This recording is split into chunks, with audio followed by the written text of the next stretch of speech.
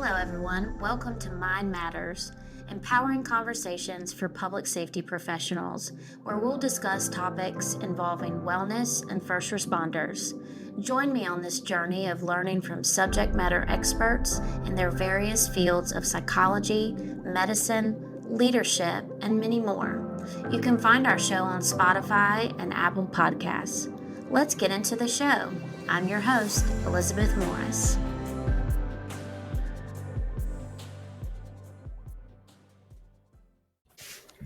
Hey, good morning. Welcome to Mind Matters, the podcast where we explore the intersection of psychology, public safety, and mental wellness in high-stake professions. I'm Elizabeth Morris, joined by my co-host, Gary Fly.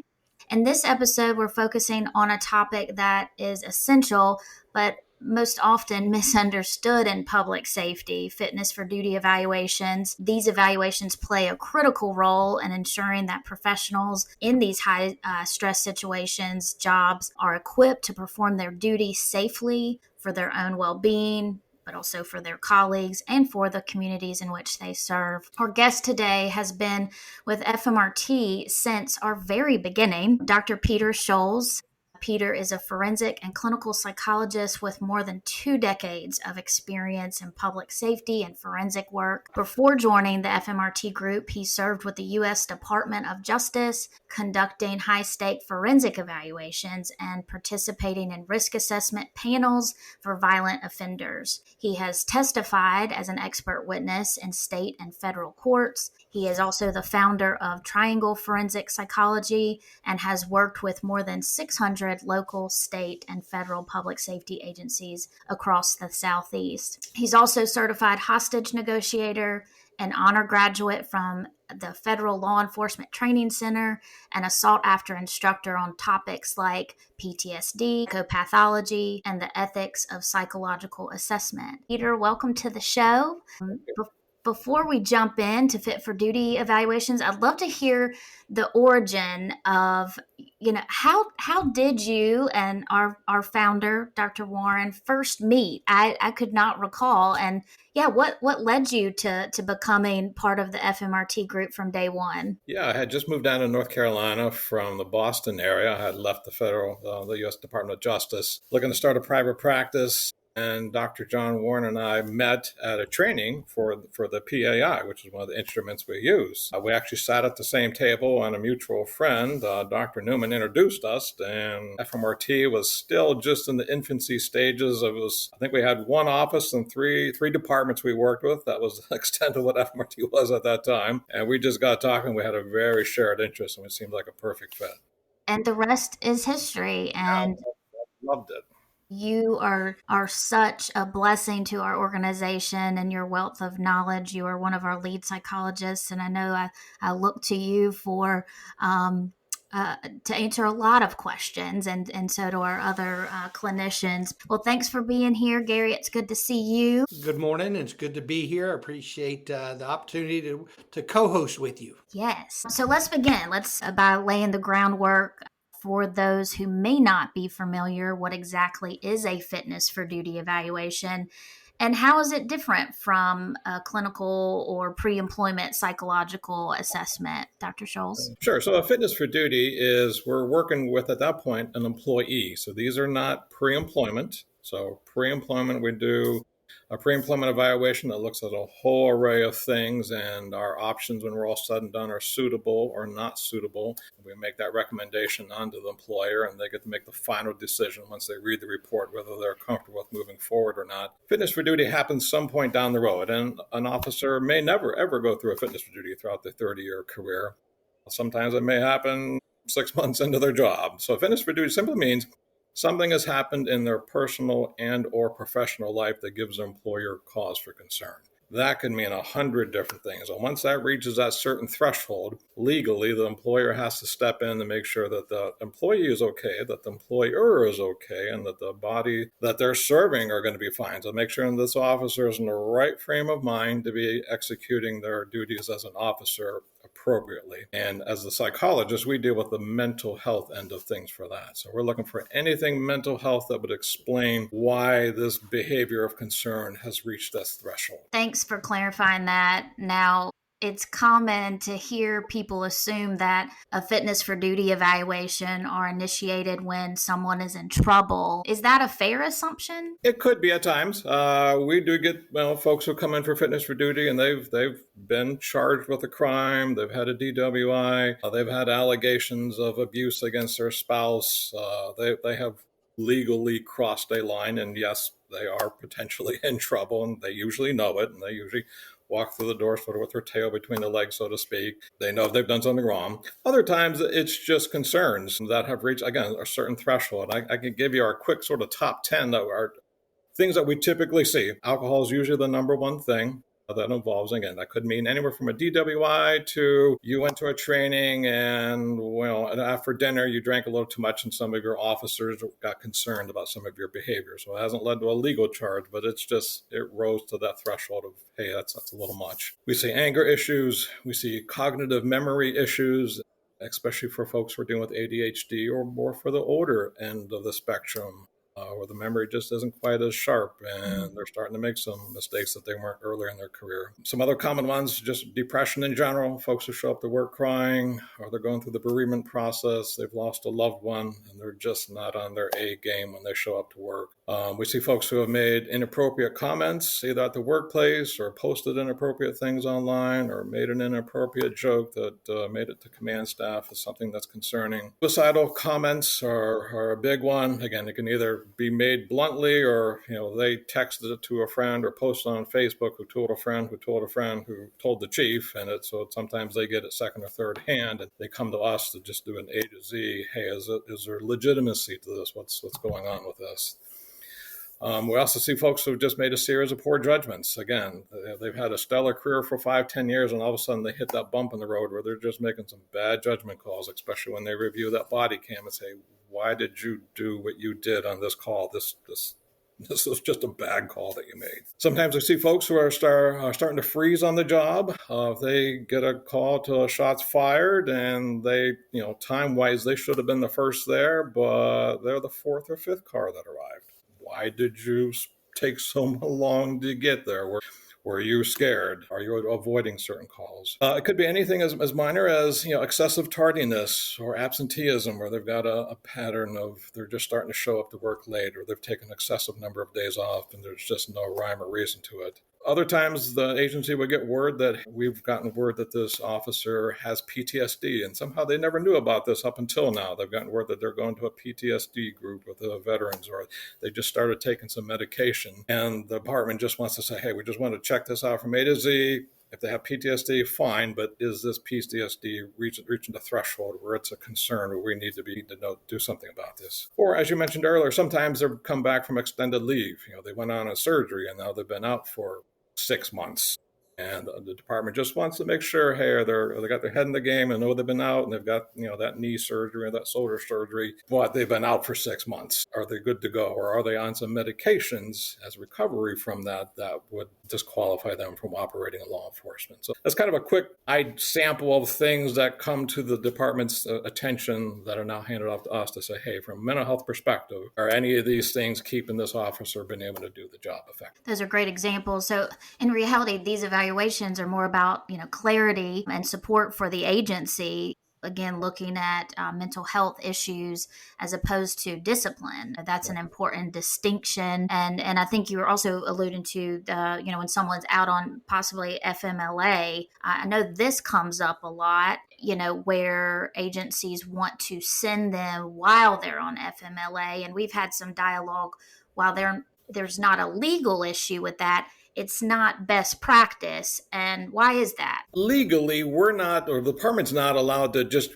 randomly send people for a fitness for duty event. There has to be a documented, hey, we have seen XYZ. We put that in writing. That comes out from our T. We now have something in writing to actually be looking at. They can't just say, hey, send in the entire B squad to you for fitness for duties, check them all out. We can't do that. The law doesn't allow us to do that. If the department does go on record of saying we are seeing XYZ issues, then yes, the department is allowed to send them. They are required to have to come. The law does stipulate that. This isn't optional. Your employer tells you have to come, and then we can do our job of looking at those things. Now, as far as FMLA, if they're still out on FMLA, they're still under a medical doctor's note of saying, for XYZ reason, they can't be at work. So for us to evaluate them while the doctor hasn't cleared them yet, this kind of doesn't make a whole lot of sense. We want that doctor to go on record to say, yes, for our area of expertise, whether it's that knee surgery or hearing surgery or whatever the case may be, that has been cleared. We're now on record of saying that we feel, from our perspective, ready to get back to work. Then you can send them to us, and we can kind of do that next level of evaluation. Great. Yeah. FMRT psychologists work on behalf of the agency, as opposed to, in the case you just mentioned, that might be their primary care physician that you want to see clears them before the agency refers them, to you. Gary, do you have any thoughts? I do. Dr. Schulz, you went through a list: alcohol, anger, memory issues, depression, suicidal comments, freezing on the job. I mean, those are pretty heavy sort of things, right? That in this profession are real as well. I'm curious, do you see positive outcomes coming out of this? Are there successes that people have had? How should agencies think about when they have an officer maybe that checks one of these boxes potentially? I'm curious what your viewpoint on that is. Yeah, we work on behalf of the department. So if you send us an officer, this isn't a doctor-patient relationship between me and that officer. I'm not here to do treatment with him. I'm here to do an evaluation to give that department the information they need to decide about how to move forward. But yeah, lots of times, so our role is to step in, do an evaluation, and say, pick any one of those issues. Is there a mental health issue behind all that? And mental health does also cover certain medical issues like thyroidism. It also does cover substance abuse. So all that sort of falls under the mental health umbrella. So yes, if we're able to step in and say, yes, there is a mental health issue for this, I can write a report that says that this person or this officer or employee is not fit for duty. That report goes to the employer, and the employer agrees with it. They don't have to. Again, this is their show to run. We're outside experts being brought in for consultation. But imagine 99% of the time you're going to agree with us because this is what we do for a living. But they have the final choice. If they do agree with that, that now allows their HR department to get the ball rolling in terms of taking this person out of work for either FMLA, or they can either go down the road of short-term disability, potentially long-term disability. And if for some reason this does not have a positive outcome, that actually now segues to the department having early retirement for this individual if this is a very serious issue that cannot be treated. But the vast majority of the time, yes, we write a report saying not fit for duty. The employer takes them out of work for X number of weeks or months, however long it may be. They go get treatment for that, then they circle back to us for a follow-up fitness for duty. Vast majority of the time, yes, this issue has been resolved. And being taken out of work so they're not under the daily grind, the daily pressure of their job. They're given sort of the freedom to get the treatment that they needed. Just like if you need a shoulder surgery, it'd be crazy to try and get shoulder surgery and do your job at the same time. Same thing with a lot of these mental health issues. They're taken out of work to get appropriate treatment. And then, yes, they do get back to work and they go on to have excellent careers, and the department's very appreciative that they've gotten back a quality employee that is now fit for duty. Yeah, I would think, because it takes a lot, right? The agency puts a lot of time, energy, and effort into training. They have whatever knowledge they've built over the time of their career. So the ability for them to go and get effective treatment probably is a big win for the agency, I would think, and obviously for the individual to be able to solve that. And for the agency, when they are found not fit, correct me if I'm wrong, but that is their duty to engage with the individual to then help them if they choose to get treatment or FMLA, as you were referring to, short-term disability. And in some cases, a pathway back to service by engaging with the things that they need and the help, not an endpoint. So, but then when they're found fit, and we've had many times these conversations where agencies, are like, this person, how is this person fit? This person is definitely not. And it's going, Well, from a mental health standpoint, they are they you know what? Possibly. Do they have behaviors that you don't like? And, Right. then it becomes a disciplinary issue. And can you kind of speak to that where when they're fit, it's almost in a way easier for the agency. Can you go into more depth about that? Yeah, let me give you a super quick example that might sort of illustrate it easy. Let's say a department sends us two officers who, have been, they're young, 22, 23. They've been on the job for about 18 months. Their first year on the job, they were just stellar officers. They're both just, Officer of the Year applicants or officers.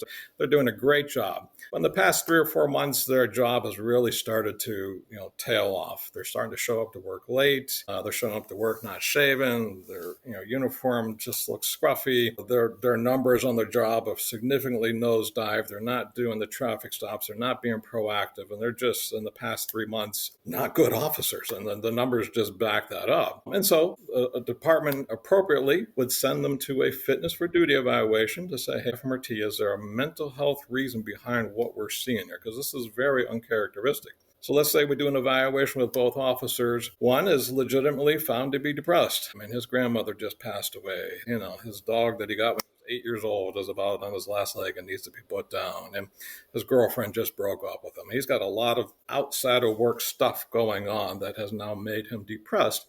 Therefore, he's not sleeping well. He's not coming into work energized. And that explains a lot of behind the door reason of what's going on with this guy, why his behavior has suddenly changed. So I would find that individual not fit for duty, and then that employer can then take them out of work and send them to treatment and get the appropriate stuff, and hopefully within about 2, 4, 6 weeks later, found fit and get back to work. Now, if the employer were to discipline that employee at that point in time and just say, hey, you're showing up to work late, you're not shaving, technically, legally, the employer can actually get in trouble for that. Now, let me explain the legal reason behind that, because now we're saying that this person has a mental health reason. I, as a doctor, am going on record of saying there's a mental health reason for this. And if you're punishing him for that, that's discrimination. And that employee can actually file a claim with the EEOC and saying, I'm being mistreated on the workplace and I'm being penalized for something that's outside of my control. I can't help the fact that I'm depressed. So that would be sort of the not fit side. So let's look at officer number 2, comes in with the same exact issues. He's showing up to work late, not shaving, not doing a quality job. I do an evaluation to find out with him that, his buddies have moved to the West Coast and he's joining them every night playing Call of Duty online with all his buddies. And he's staying up to 2 o'clock in the morning, joining them in this big video game time. And he's supposed to show up to work at 6 a.m., which means every single night he's getting maybe 3 hours of sleep, which now explains why he's showing up to work tired, not shaven, not ready to do his job, and he's just spending the whole shift slamming back energy drinks, just trying to basically survive. I would find this individual fit for duty.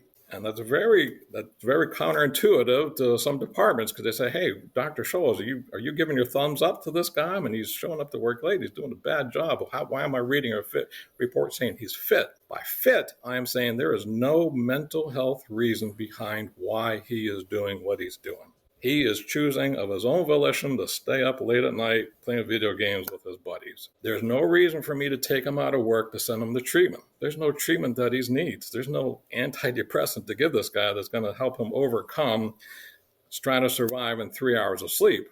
What he really needs is a lieutenant or captain to sit him down and say, listen, you young, immature 22-year-old, do you want to play video games or do you want a career? Pick one. Time to put on the big boy pants and grow up and do your job. Give a stern talking to, and that should fix the problem. So by finding him fit, we are now given the legal authorization for that employer to now move forward with whatever discipline they choose. Now, I'm not going to stipulate in the report what kind of discipline he does or doesn't need. This is the department show to run. I'm not part of command staff. I am not part of their HR department. I don't know their internal rules of how they do what they do. I'm giving you clearance to say, okay, there's no mental health reason. We're not discriminating against you. If we move forward with discipline, we're now going to go down the road of whatever discipline we feel we need to do to rectify this problem. Those are great examples. I mean, really similar situations, but very different reasons and outcomes.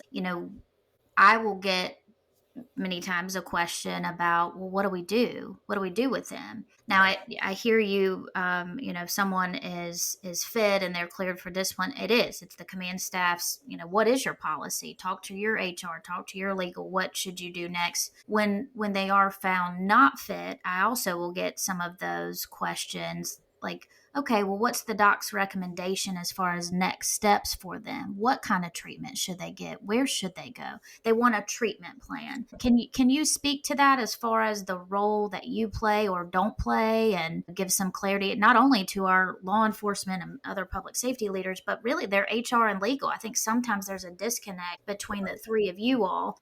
So yeah, can you give us some Sure. clarity on that? Yes.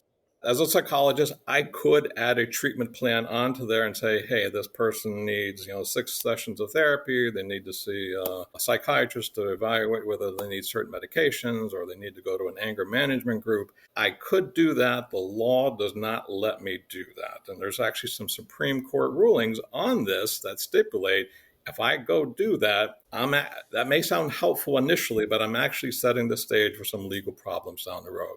So let's just say I stipulate that this person needs 8 sessions of therapy. What if they only get 7? And they come back to work, and the therapist who saw them cleared them, and you as a chief of police says, well, the doc says he's cleared. He doesn't see any issues with me. We clear him. That first day on the job, he has to draw his weapon and shoot somebody. That defense attorney is going to do some digging, and I guarantee they're going to get a hold of that documentation or the report and say, hey, wait a minute. From T went on record saying this employer needed 8 sessions of therapy. He only got 7. By definition, this person did not meet the criteria for getting back to work. Even though all parties involved agree, hey, it looks fine to me after 7 sessions. That now raises the question of, was this officer really legitimately in the right frame of mind to be carrying a weapon and making those life or death decisions? So that's some of the large scale legal issues behind why we can't do that. Another one, as I mentioned earlier, this is not a doctor-patient relationship. That employer comes in, when a department sends someone to me, my client is the department, not the officer. I'm looking out for the best interests of that department, and the officer is someone that I'm doing the evaluation with. So when I find someone not fit, rather than stipulate, hey, you need XYZ kind of treatment, we encourage the employee to seek out their doctor and in the privacy between that doctor and client to determine whatever treatment they feel is appropriate and necessary. We don't get involved in micromanaging that. We do sometimes give you a ballpark of, it's going to be at least 2 months. Okay. Mm-hmm. So if this person comes back, next week and said, hey, I'm feeling great, and I got a note from my doctor, I'm doing great, don't buy it. This is a 2-month long treatment plan. But as far as the details of that, we're legally not allowed to stipulate what needs to be happening in terms of that kind of treatment. Thank you for clearing that up. Gary, do you have any thoughts? Yeah, so I think there were 2 interesting points that I've heard in these last bit of discussion. One is you're looking out for the agency, right? Your client is the agency. I think that's a fine point that can get probably blurred in a lot of times. And then the way you talked about when you have a finding of fit, it's not simply, but it is that there's no mental health reasons for the behavior you're seeing in the job place, right? And I would think that very specific, but maybe sort of counterintuitive or nuanced definition around both fit and the fact that we're there for the agency may be hard for people to understand at times and create some confusion. Curious what your viewpoint on that is. When I first started doing this, I remember my very first report I wrote that I found the person fit. It was hard to write. Personally, take my psychologist hat on, I think this officer should be terminated. He was making some bad decisions. But there was no mental health reason why he was making those bad decisions. And so I can't just find him not fit just because I don't think he should be doing the job. That's not my role. That's the chief of police and the town manager's role to be doing that. By finding him fit, even though I totally disagree with what he's doing. So we get a lot of referrals in, usually, anger issues, a lot of racial issues. Let's say we get an officer who's, stopped 20 cars and, 10 of the drivers were Caucasian, 10 were African American. All 10 he gave the white people he gave a warning to. All 10 of the African American he gave a ticket to. Those are pretty blatant statistics that kind of show there's probably some racial element going on here. I may do that evaluation and find him fit because there's no mental health reason why he's thinking in a racial manner like that. That's totally inappropriate. So the chief, who are reading that, they may initially think, well, hey, Dr. Schulz is agreeing with this person doing racial profiling. No, I'm not in the slightest. I totally agree with you, but I'm finding him fit so that you can do your job, part number 2 now of going down the disciplinary road. And once in a great while, there could be a mental health reason why there are some racial elements. Once in a while, we'll see someone who's coming back from Afghanistan and they've gone through IEDs and they've gone through things where if they stop someone who is from the Middle East and they see that that clothing, that immediately triggers off some PTSD thinking, and they treat that person a little bit different. That doesn't justify it. That doesn't make it okay, but there could be a mental health reason behind that. We get them some mental health treatment, that issue gets resolved, and then they can get back to work. And then the behavior should disappear. If it does continue, it's not a mental health reason. It's just they're making a choice of their own volition moving forward of acting in a racist manner, and the department should deal with that appropriately. Yeah, I think that's a great sort of clarification and way to think about it. And it does. It becomes the onus goes back to the department and their sort of leadership and managerial management of their team and their people. Right. It's now their role. It's now their time to step in and make those decisions about employment. And speaking of the role of the agency and the referral person, many times it will be HR. It's not always command staff, and in some cases it is their legal. We get in these discussions about documentation. What do you need as an evaluating psychologist from the agency, and why is it important? They're not going to like my answer, but as much as possible, literally. I've gotten referrals where it's literally just one sentence. The officer made a suicidal comment. I have nothing more to go on than that. And half the time, he's going to sit across from me and say, I have no idea what you're talking about, Doc. I never said anything. And I'm stuck in a jam of, all right, you're on record of saying it happened, and I will always believe you. If you, the department, said it happened, you are my client, it happened. I treat that as gospel truth.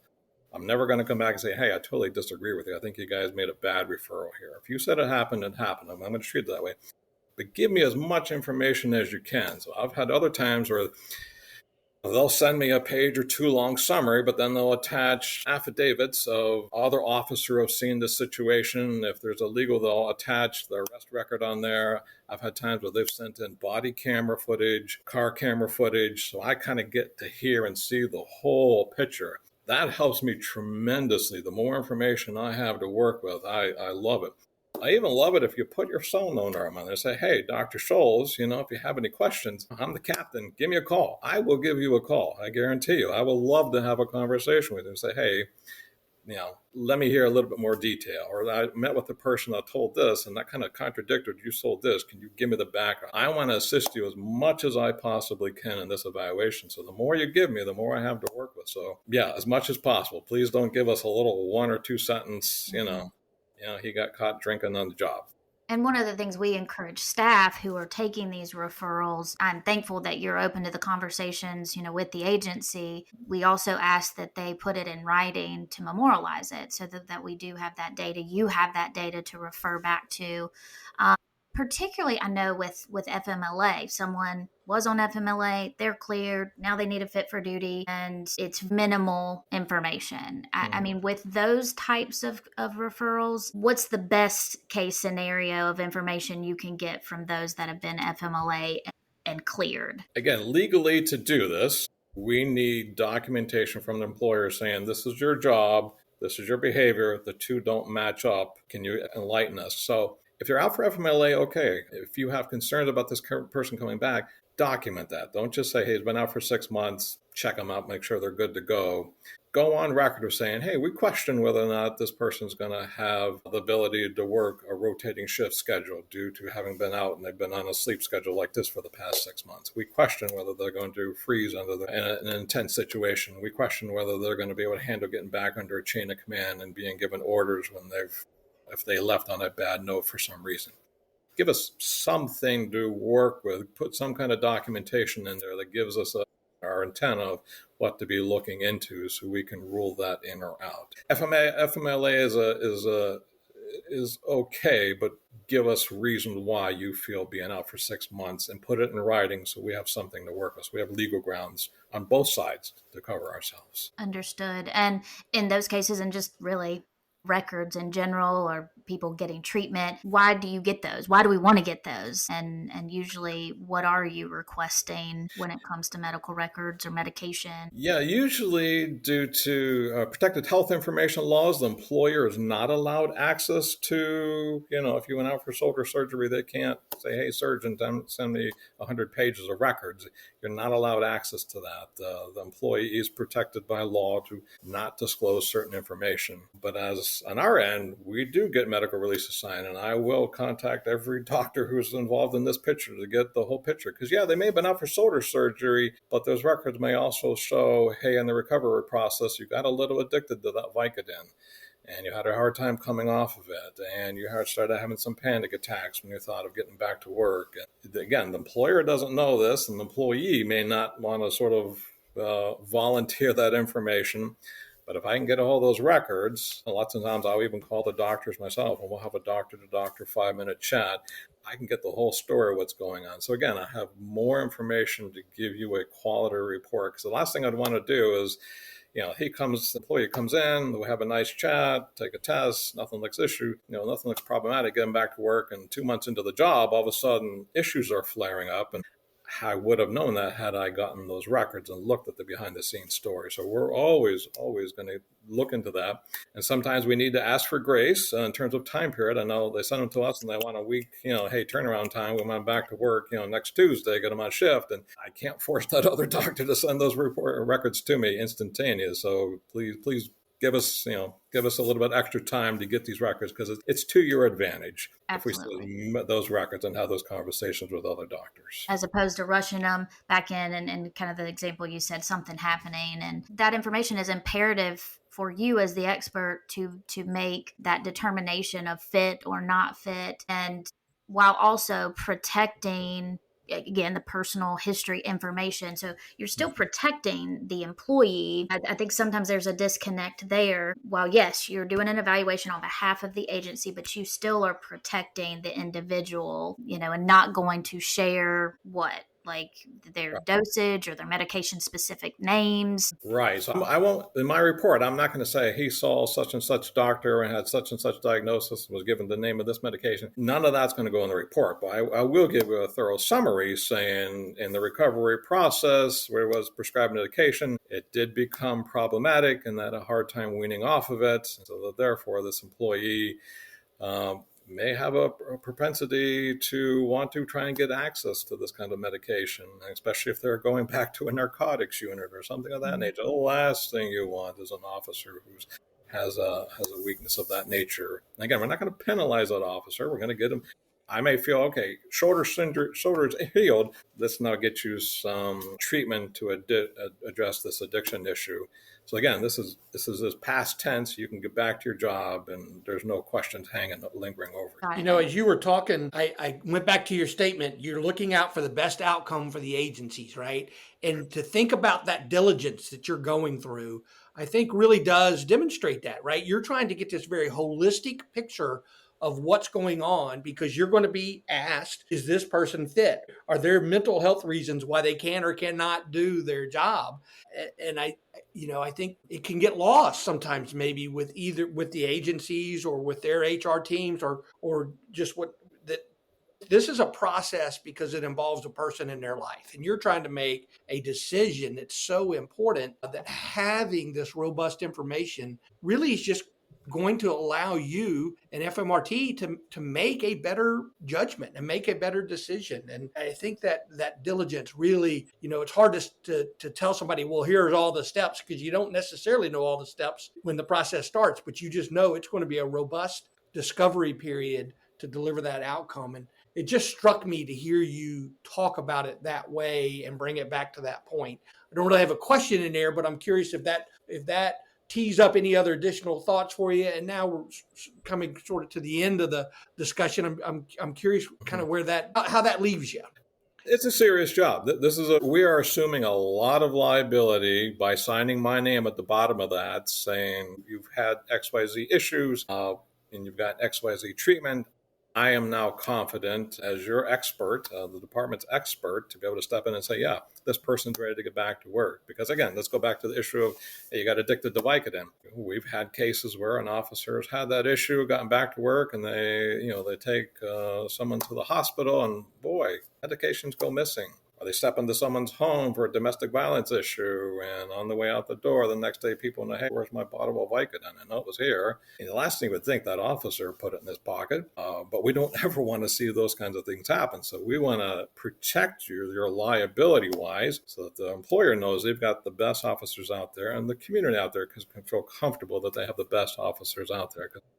Unfortunately, in this day and age, all it takes is one officer doing one bad thing that hits the media, and what happens in California reflects on the officers in North Carolina. We don't ever want to see that happen. We want to see excellent officers do an excellent job. And then 10,000 of these over the years with FMRT, and I absolutely love law enforcement.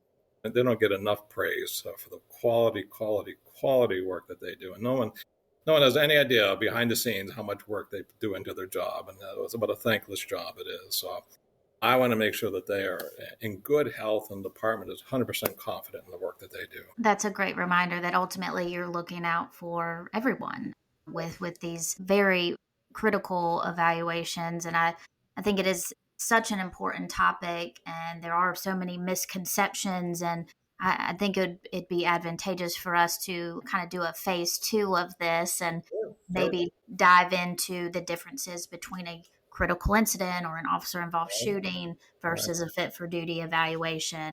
Also, I think one of the take-homes I want our listeners to hear is, please tell your employee that they are going for a fitness for duty evaluation. Don't sugarcoat it to say we're going to have you talk with the doc. Be very clear about that, which I know in our informed consent, you and our other psychologists do a phenomenal job of explaining, this is my role, this is not my role, this is why you're here. But yeah, I think we can do a phase 2 and maybe even have some chiefs or command staffs call in and ask some questions. But yeah, Dr. Schulz, thank you so much for your time and your insights always. You've helped shed light on a process that many know about, but few, I think, truly understand the role, and you've brought a lot of clarity to that. We are grateful for the work that you do, and again, the clarity that you've brought to today's conversation. So to our listeners, if your agency is interested in learning more about fitness for duty evaluations or how to develop a healthier approach, to psychological wellness in the workplace, we welcome you to look at our website. And of course, we're never a brick wall to Dr. Schulz or any of our psychologists. If you have follow-up questions after evaluations that he has performed, please don't hesitate to reach out. So thank you for joining us on Mind Matters. And until next time, stay well, stay informed, and stay connected. Thank you.